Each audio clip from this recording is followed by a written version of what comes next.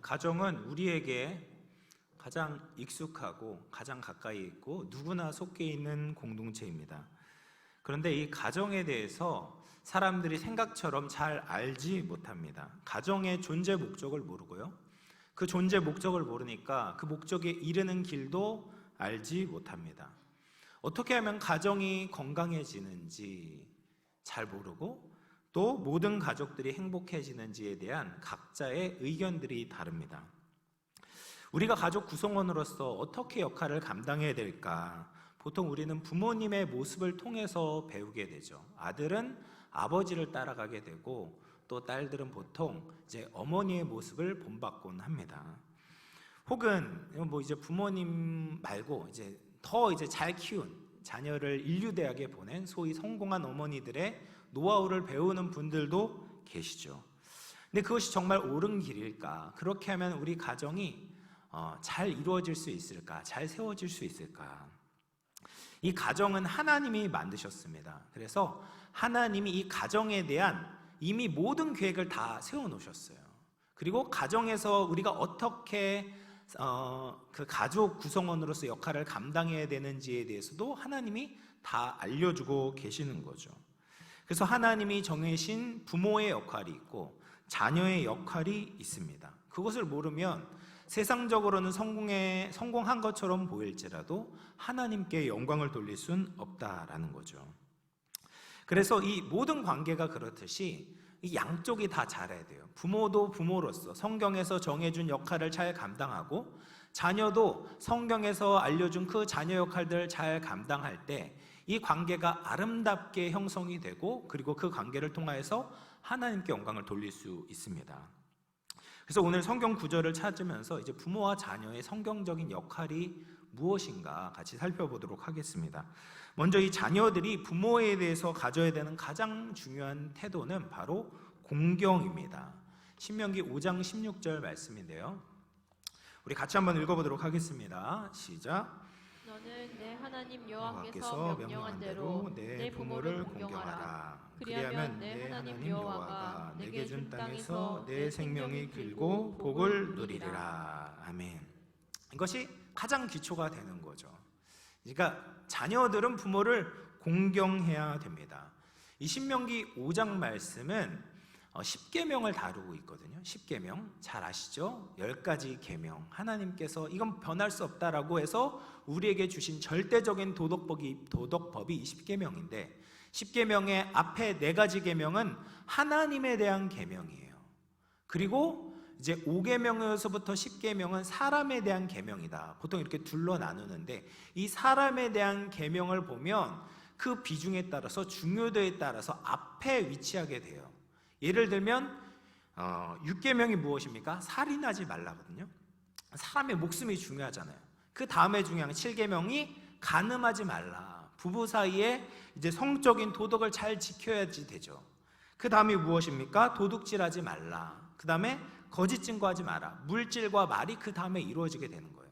그래서 우리가 죄를 저질렀을 때 그 파급력을 생각해 볼 때 이 중요한 순서대로 앞에 위치해 두었어요. 그런데 재미있는 것은 인간에 대한 계명 중에 가장 먼저 위치해 둔 5계명이 무엇입니까? 부모를 공경하라라는 거예요. 생명을 잃어버리는 것보다도 부모를 공경하는 것이 하나님은 더 중요하다라고 보시는 거예요. 그게 훨씬 더 이것이 이루어지지 않으면 다른 모든 것이 다 무너지는 것과 마찬가지다라고 하나님이 보고 계시는 거예요. 그리고 이 부모 공경이 얼마나 중요한지 우리가 확인할 수 있는 것은 부모 공경을 하지 않았을 때 받게 되는 벌입니다. 레위기 20장 9절 말씀을 보면 이렇게 이야기합니다. 만일 누구든지 자기의 아버지나 어머니를 저주하는 자는 반드시 어떻게 해요? 죽일지니 라고 이야기합니다. 저주하면 안 되는 거 알죠. 그런데 이 저주는 그래도 말 아닙니까? 말로 잘못했는데 받게 되는 형벌은 받을 수 있는 가장 큰 벌을 받게 돼. 사형에 처하라 라고 말을 하고 있습니다. 이것은 이제 레위기 24장에 나오는 이 레위기 24장 16절 말씀을 떠올리게 해요. 레위기 24장 16절 말씀 한번 보여주시겠어요?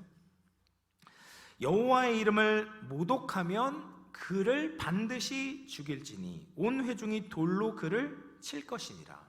그래서 레위기 24장에 보면 슬로밋이라는 한 여인의 아들이 싸우다가 잘못해서 하나님의 일을 망령되게 모독하는 말을 해요. 그래서 결국 이제 돌로 쳐서 죽임을 받고 이 말이 나오는 거거든요. 그러니까 하나님의 일을 망령되게 일컫지 말아야 되죠. 그렇게 되면 받게 되는 벌이 이제 돌로 쳐서 죽임을 받게 되는 거예요. 근데 이게 아버지, 어머니의 이름을 모독해서 받는 벌과 똑같은 것이죠. 그러니까 하나님이 이 부모님의 이름과 명성을 하나님처럼 높여주시는구나를 우리가 알 수 있게 됩니다. 이런 것을 종합해 보면 하나님은 이 부모님을 하나님의 대리자와 같이 여긴다라는 것을 알 수가 있어요.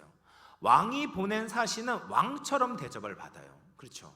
그리고 다른 나라에 보낸 외교관들은 이 대통령을 대신해서 그 대접을 받아야 돼요.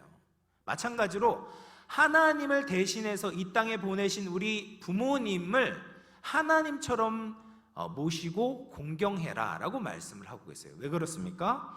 부모님은 자녀에게 있어서 생명 탄생을 하나님을 대신해서 생명을 주시는 분이시기 때문에 그렇죠. 하나님은 이 땅의 모든 피조물들을 무에서부터 만드시고 생명을 창조하셨습니다. 그런데 그 이후에 동물들이 생명을 얻게 되는 것은 하나님이 직접 만드시는 것이 아니라 부모를 통해서 생명을 부여받도록 하셨어요. 그래서 부모를 통해서 자녀들이 태어나게 되었고, 이런 면에서 부모는 자녀들에게 창조주와 같은, 창조주 하나님과 같은 존재가 되는 것이죠. 또한 하나님은 피조물들의 필요를 채워주시는 분입니다. 그런데 이 자녀들의 필요는 부모를 통해서 채워주도록 하셨습니다. 한 금융회사에 의하면 자녀 한 명이 대학 졸업할 때까지 드는 비용을 계산해 보니까 약 4억 원이 든다라는 이제 계산이 나왔어요. 부모가 된다고 해도 부모가 갖고 싶은 것, 누리고 싶은 것, 취미 활동 이런 것들이 있지 않습니까? 그럼에도 불구하고 자녀를 키우기 위해서, 자녀에게 좋은 것을 주기 위해서 그런 것들을 다 포기하셨잖아요. 우리 권사님들, 장로님들, 집사님들 다 포기하지 않으셨습니까? 왜냐하면 그들에게 좋은 것을 주고 싶어서, 공급해주고 보호해주고 싶어서 우리가 하고 싶은 거 다 내려놓고 포기하고 4억 원, 8억 원, 12억 원 막 포기하신 분들 계시지 않습니까? 그렇게 이 부모가 하나님을 대리해서 우리 자녀들에게 공급을 해주고 보호를 해주는 대리인이 된다라는 것이죠. 그래서 이 부모가 자녀들을 위해서 하나님을 대리해서 생명을 주었고 하나님을 대신해서 길러 주었기 때문에 하나님과 같이 공경을 받아야만 합니다. 그런데 여기까지는 세상도 아는 일인데, 또 한 가지 성경에서는 부모가 공경을 받아야 되는 중요한 이유가 있습니다. 그것은 부모가 하나님을 대신해서 하나님의 말씀을 전달해주는 중요한 대리인이기 때문입니다. 그것을 잘 알 수 있는 것이 이 부모 공경에 약속되어 있는 상을 보면 우리가 확인할 수가 있어요. 5계명을 소위 약속이 있는 첫 계명이다라고 이야기하죠. 이 부모를 공경하면 어떤 상을 받게 됩니까? 레위기 5장 16절 보면 네가 잘되고 복을 받고 장수하게 된다. 이 축복을 약속하세요. 이 부모 공경과 복을 받고 장수하는 것과 어떤 연관성이 있을까요? 물론 부모를 공경하는 것이 좋은 일이지만 이렇게 큰 약속을 담보하신 이유가 무엇일까요?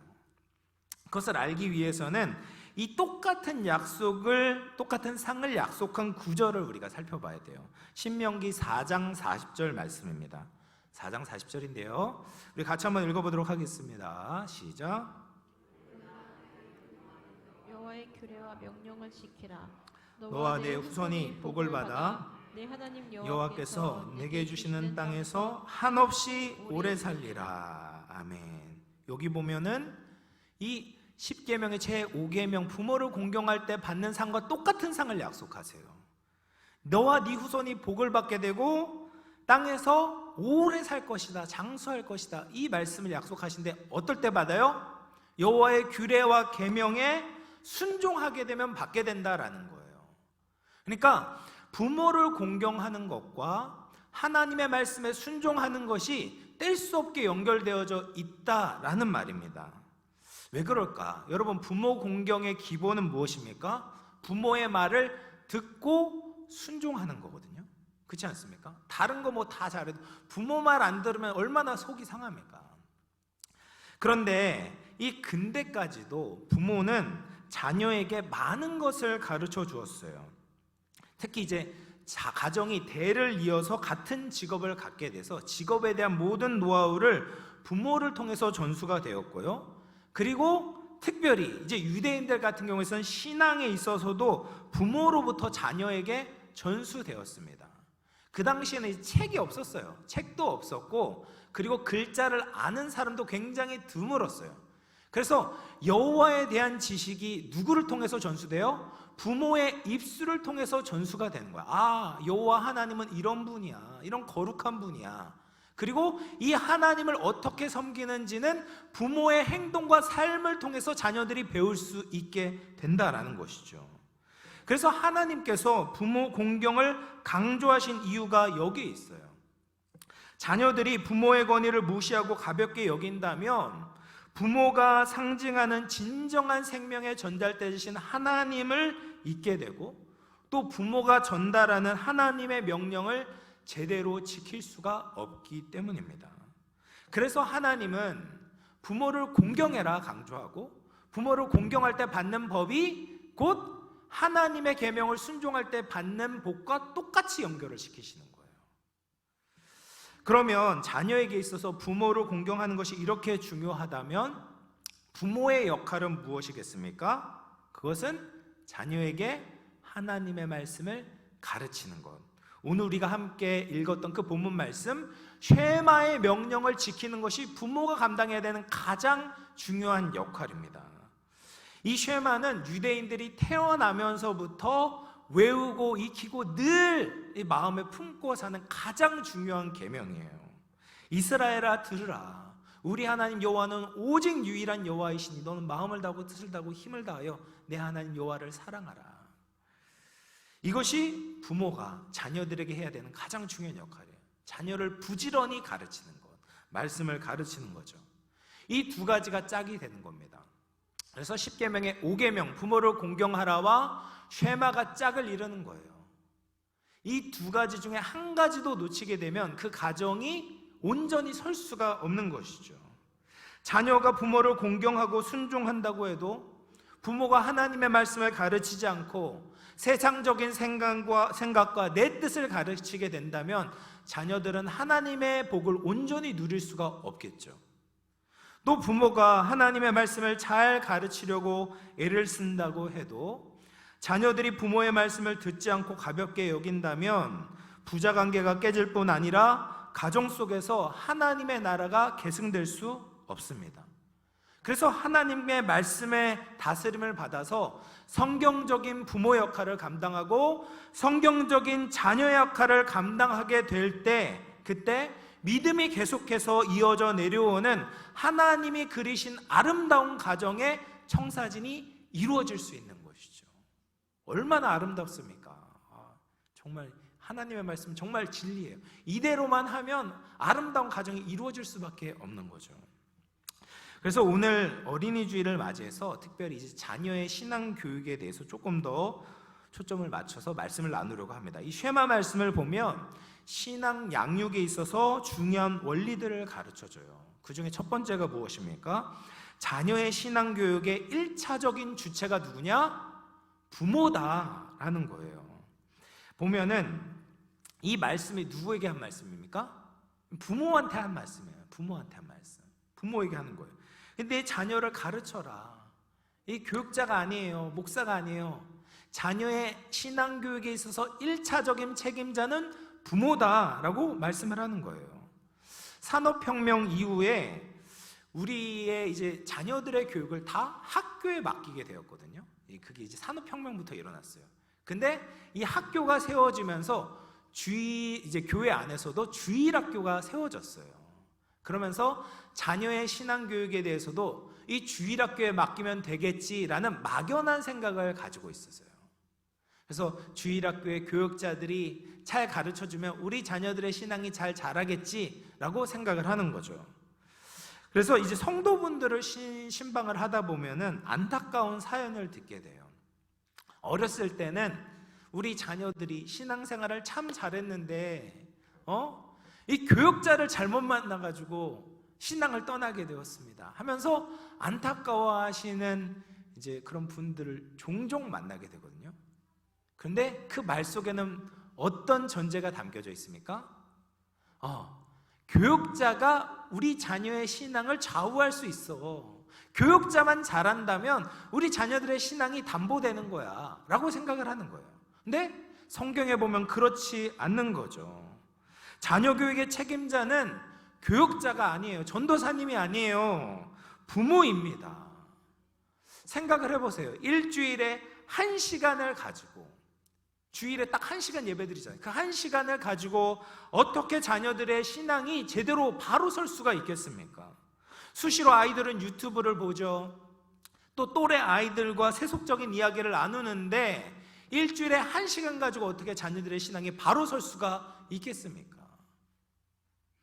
그것은 뿌리지도 않고 거두려는 요행에 불과한 거죠. 그래서 부모가 자녀들의 신앙에 책임을 지고 잘 양육을 해야 된다. 이 책임을 딱 가지고 있어야 돼요. 내가 우리 자녀의 신앙을 책임져야 된다. 물론 열심히 가르쳐도 안 될 수도 있지만 적어도 부모로서 우리의 책임의식을 가지고 최선을 다할 필요가 있어요. 그게 하나님께서 우리에게 맡겨주신 부모로서의 역할이고 사명이다라는 거죠. 그러면 어떻게 우리 자녀를 잘 양육을 할 수가 있을까?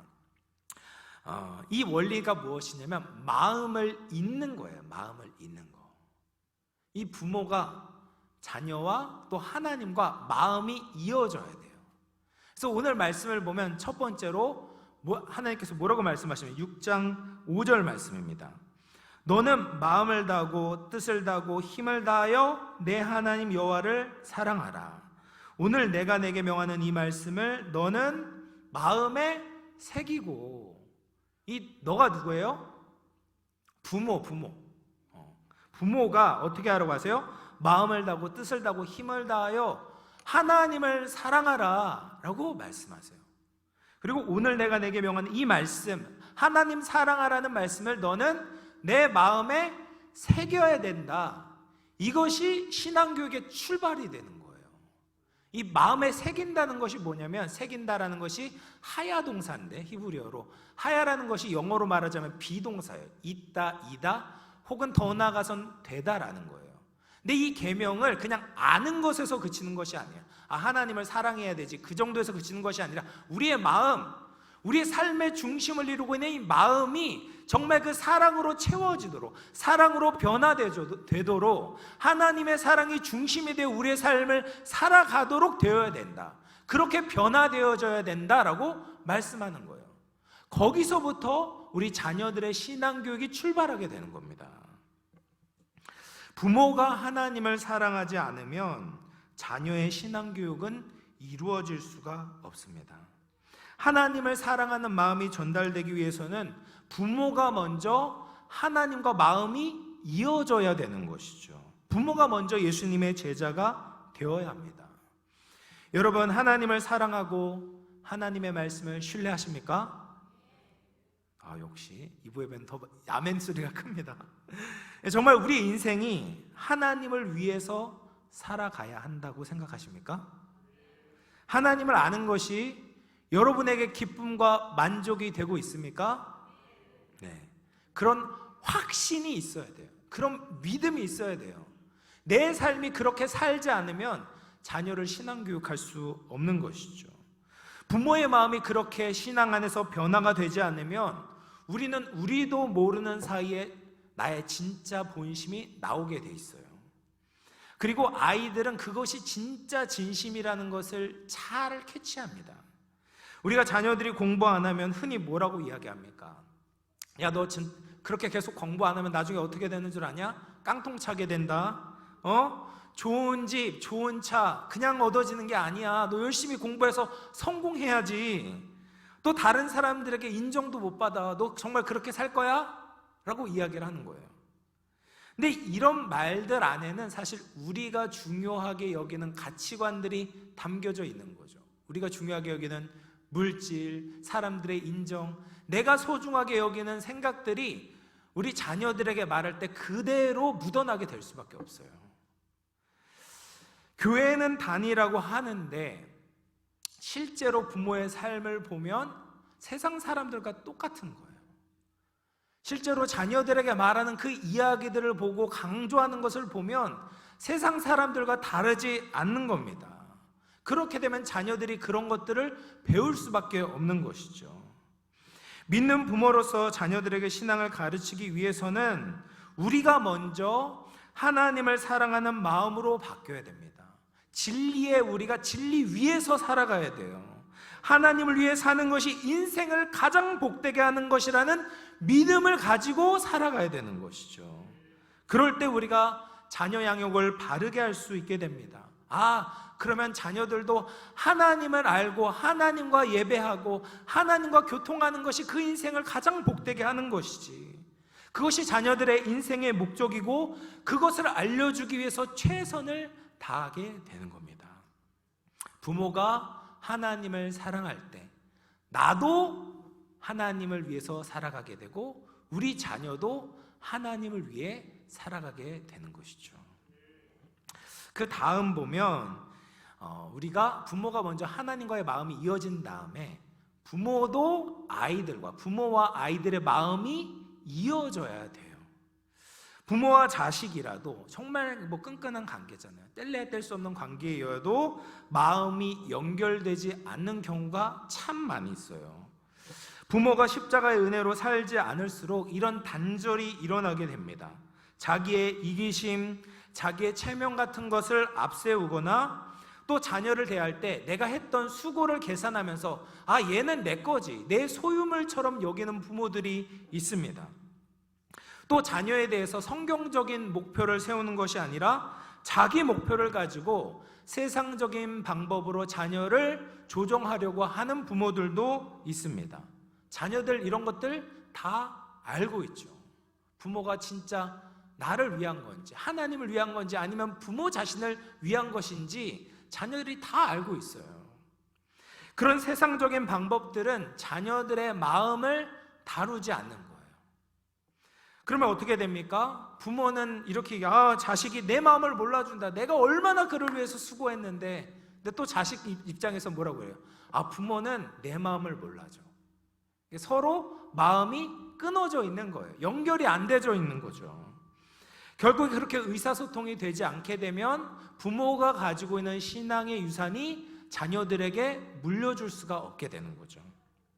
그래서 이제 사람에게는 이제 교육학적으로 보면 이모셔널 탱크가 있다라고 얘기해요.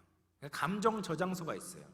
근데 이 사람과 소통을 하기 위해서는 이 감정 저장소끼리 연결되어져 있는 파이프라인이 있는데 이 파이프라인 위로 신뢰와 사랑이 쌓여야 돼요. 그래야지 이 파이프가 연결이 되는, 소통이 가능하다라고 이야기를 하거든요.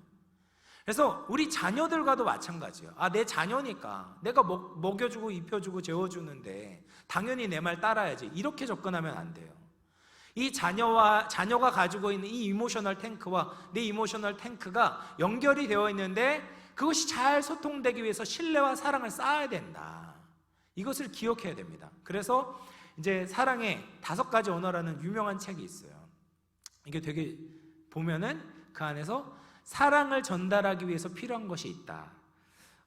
이제 함께 시간을 보내고 스킨십을 하고 또 선물을 주고 봉사를 하고 관심과 인정과 사랑의 언어를 그에게 주게 되면은 사랑이 점점 쌓인다.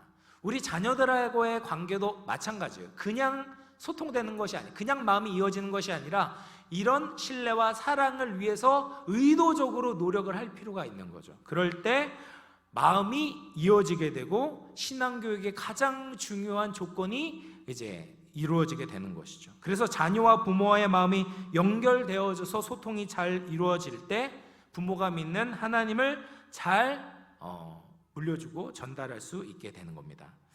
그리고 나서 이제 마지막으로 부모가 자녀들의 마음을 하나님의 마음과 이어주도록 노력을 해야 돼요. 그 가장 중요한 출발이 저는 가정 예배라고 믿습니다. 예전에 이제 영암교회 역사를 보니까 가정 예배 캠페인도 드리시고 예배도 막 드리시고 했더라고요. 이 가정 예배가 너무나도 중요합니다. 하나님이 인간을 창조하신 목적이 무엇입니까? 하나님이 영광을 받으시는 거예요. 근데 가정을 만드신 목적도 똑같아요. 결국에는 하나님이 영광을 받으시는 건데, 하나님께 영광 돌리는 가장 기본적인 행동이 무엇입니까? 바로 예배인 거죠. 예배. 그래서 아담과 하와를 처음 창조하셨을 때 그 가정을 보면 에덴 동산 중앙에 무엇이 있습니까? 선악을 알게 하는 나무가 있어요.